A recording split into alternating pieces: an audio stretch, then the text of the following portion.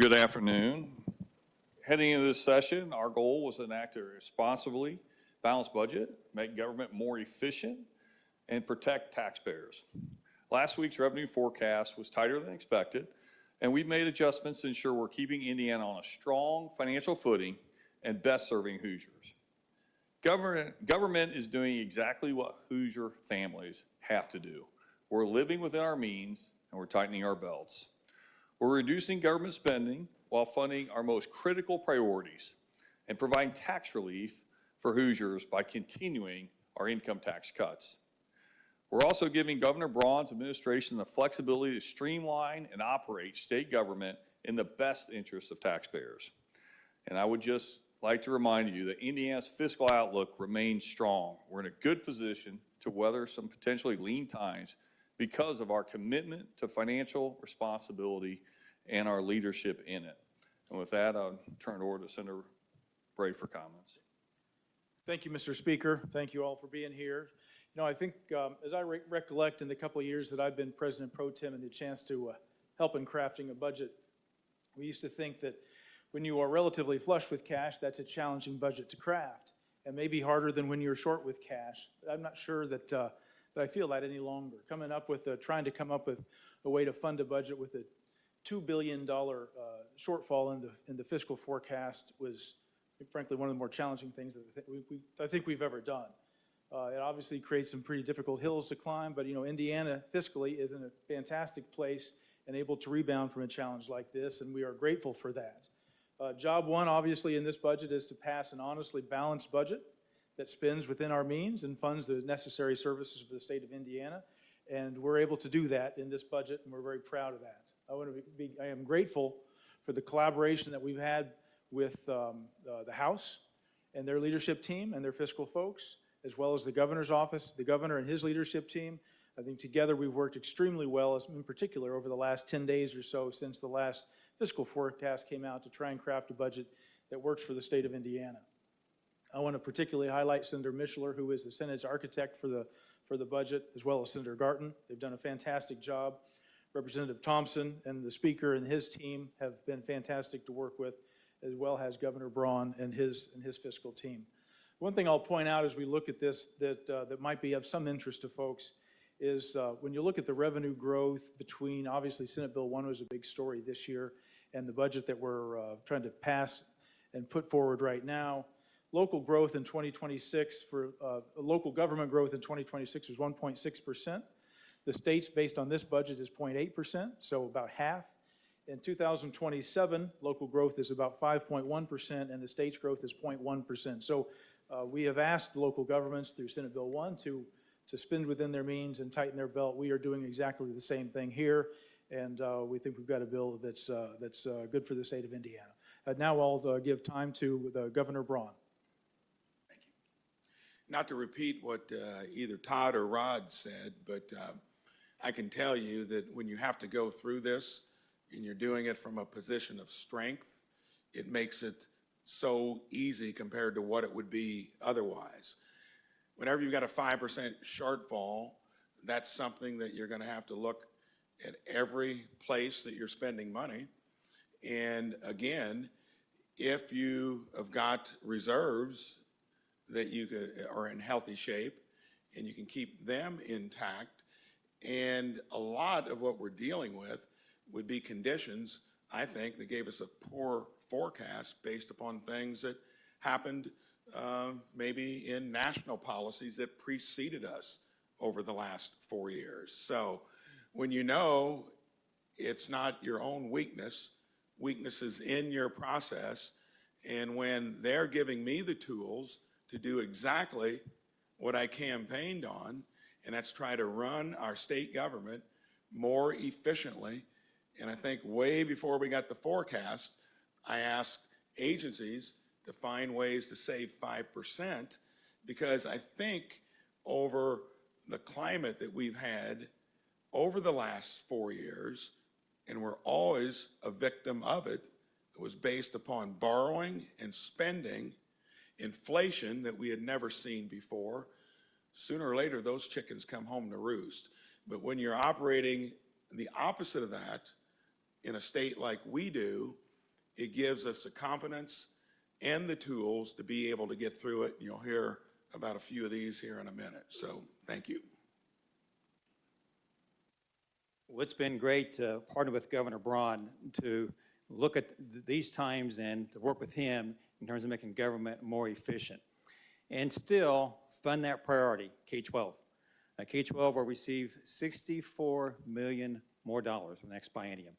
Also expanding choices for parents. I think that's very, very important. And so I look forward to working with the governor and working in ways to have government more efficient, but likewise funding those key priorities. Thank you. But you're dying to hear some specifics, right? So Rep. Thompson mentioned K-12. So in the formula, we keep a 2 and 2 each year. So what that means, that's $954 million in the formula. And to break that down, that's $861 million when you deduct the vouchers. So what we did is we took the Senate version of that spend of the $861 million and then put the additional money into year 2 to cover the voucher expansion. Percentages. I always talk about percentages of the budget. Here's a statistic. So from the 23 budget, we decreased our capital by 1%. We decreased our general government spend by 1%, higher ed by 1%, K-12 stays at 47%, and Medicaid went up 3% from 19 to 22. So the 1% decrease in capital, general government, higher ed, all went up in Medicaid. So as you can see, Medicaid is eating into the other areas of government. We fully fund the FSSA, DCS, and DOC. We did take a percentage in year 2, put it into a fund, allow the governor to augment back into DCS, DOC, and FSSA with budget committee review. We fund the pre-96 teacher retirement fund. We kept all the accountability and transparency that was in the Senate budget. We also took a hard look at a lot of the commissions that maybe hadn't met and had big cash balances and did away with some of those. And after all these cuts that these other gentlemen have discussed, we were still a little short. And so we did a cigarette tax and tax on other tobacco and put it all into Medicaid. So I'm going to leave with one other statistic. So revenue growth. So in year 1, our revenue growth is projected to be 0.8%.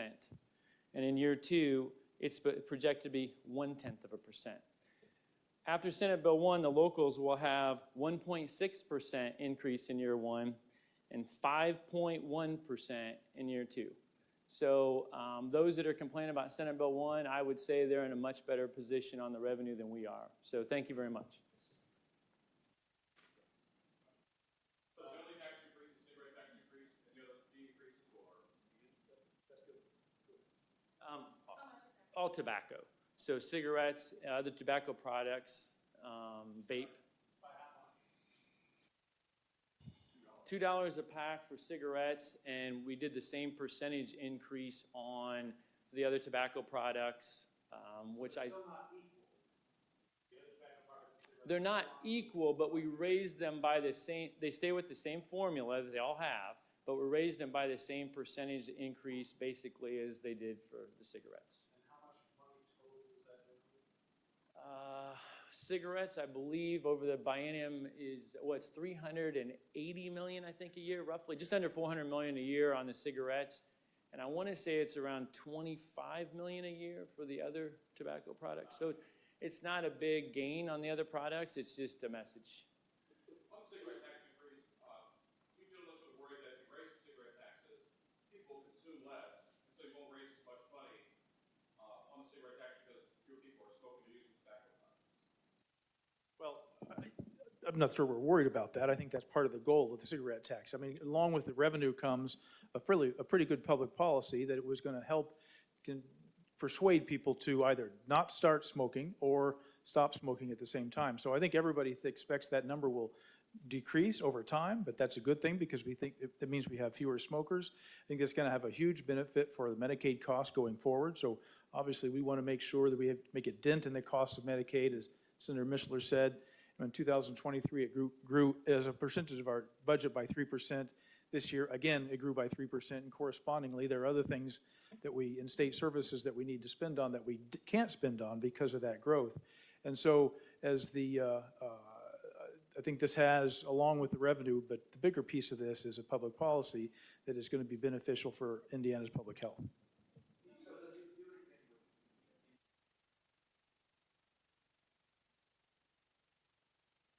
No, those income tax cuts will continue. That was a commitment we wanted to make to Hoosiers, that we would find those savings with that, and, and make sure that we protect the income tax cuts that are scheduled. And we appreciate Governor Braun's leadership, Senate Caucus's leadership, and working with us to make sure that happens. Governor Braun, you said that what happened here was largely due to federal level policies of the Biden administration. How do you rectify that, considering that the economic forecast states that much of this is due to what happened in December of last year and the present? So we're so tied at the hip in any state economy to what happens there.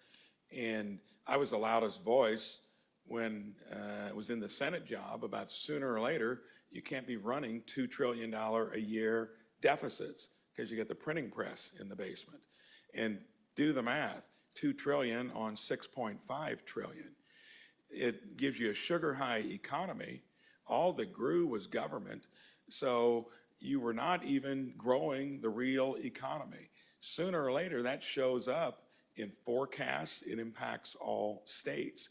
We're healthy relative to most other states because we believe in rainy day funds. We believe in keeping reserves, balancing our budgets, but you're never going to separate your own economy from that. And to me, that was the differentiator that gave us a forecast that looks like we need to make sure that we do what I campaigned on, run our own state government more efficiently, make sure it's a place where people want to come here, raise families, build businesses.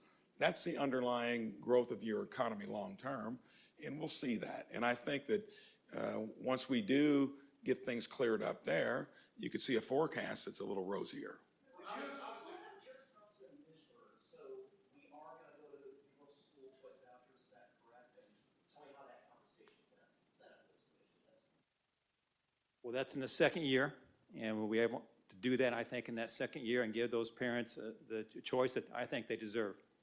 Does the 2% per year K-12 increase also not count moving the curriculum materials? Independent of that. It's independent of that. I do want to note that appreciate the question, Garrett, but the Senate's always been tremendous partners in our goal for universal vouchers. They've always been right there with us, and so I want to make sure I acknowledge that. The other thing I want to make sure we acknowledge is it's extraordinarily important we keep a AAA credit rating for the state, for our bond capacity, for the benefit of locals. I think, we've ensured we've done that. And then, I think Senator Mishler noted this. The fact of the matter is there is uncertainty, and rightfully so. The federal government's tightening their belt. Indiana's extraordinarily well positioned. If they make changes, if they make make decisions there that are going to impact how much federal funding we may get. I think Senator Braun's noted in private conversations that like when times get a little tough, it's when the best or and the leanest are prepared to take more market share. For us, market share is population and economic growth, and that's what between SB 1 and this budget, that's what we'll continue to lean into.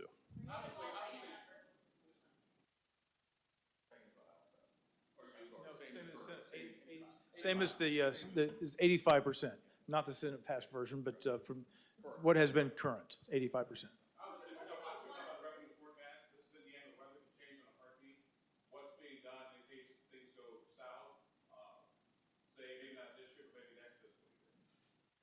Well, so anyone can take this, but we obviously keep strong reserves in place. Those are going to continue this time, and just in case we meet with a rainy day, so we can adapt to that. And that's part of having a strong fiscal position that we've kept over the last now many years, and we intend to continue to do that. So now, what you hope for really is that as the things settle down in Washington, D.C., that this forecast looks like it's maybe a little bit more cautious and the economy begins to perk up. We hope that's the case, but if it's not, we're positioned to handle those issues. Do you feel like the unpredictability of tariffs and continuing conversations around that are contributing to, like you said, maybe a little bit? Oh, sure, I think that's a piece of it. What are the reserves at?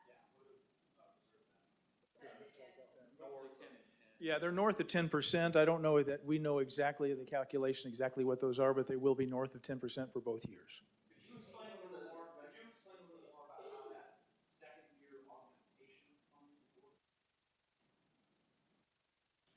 So we took a percentage of FSSA, DCS, and DOC, and then put it into a fund. So we put the full 100% increase in year one, and then a percentage of the increase in year two, put the additional money into a fund. So it's 100% of the money is there. And then it gives the administration the ability, we don't know which one's gonna struggle the most. And those are the three, outside of K-12, those are the three biggest spends. So it gives the governor the ability to control that extra money, that $300 million, into whichever of those three they need to. So the full dollar amounts are within the appropriation and in that fund, and it just gives flexibility during challenging times. You just don't know which one's gonna need it the most, so they can augment into whichever agency would need it the most. This is really the weeds, but is that how you make the structural balance work in the second year? No, it still counts as the same.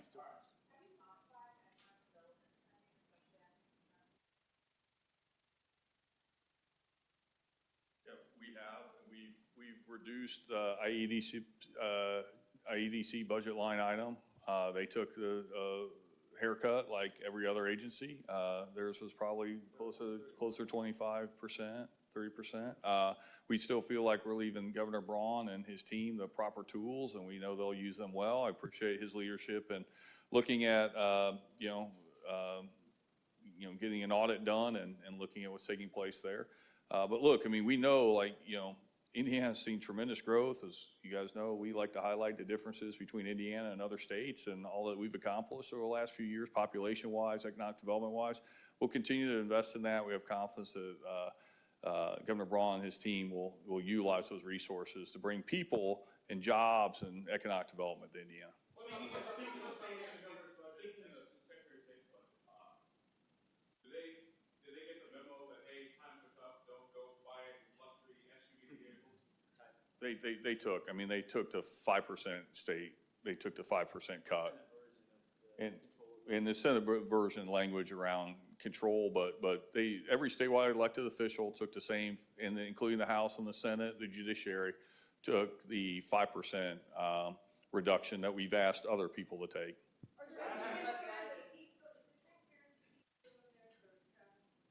Yes. Are there any concerns that, regardless of today's decision, given what's happening at the federal level, are there any concerns that the generals may have to go into a special session later this year? No. So cigarette tax reserves, the augmentation fund, election commissions, what else is leading up to the?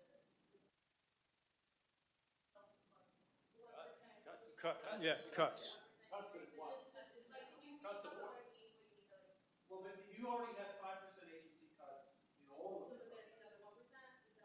So is there an additional cut? Yeah. And then some of the big ticket items, I'm talking about health. Yeah. So like public health is gonna be at 40 million instead of 100 million a year. So that was 40 million a year? yes, instead of 100 million a year. So that was a big ticket item that it took a big cut. So there were others that took more than, higher ed took 5% cut and 5% in the R&R. But yeah, mainly the 5%, the additional 5% cuts, but there were some big ticket items like the public health, took a big. Mental health survived? Yeah, 50 and 50, same and same. With regard to the mental, or the public health piece, it went down to 40 million and 40 million year over year, or each year. But, as we found, we looked across the state in all the counties, about 45% of what they got, at least in year 24, had gone unspent. And so I think they're still trying to build up and roll out their programs. We were gonna have to take a cut, as we've cut all across the state of Indiana in our agencies and things. So we feel like that while that's a cut that I'm sure they'll be disappointed in, they're also, as they continue to try and build this up, we want to continue to try and invest in that. And this is a number they can continue their programs with. Responsible. And we said it at the same time. Yeah.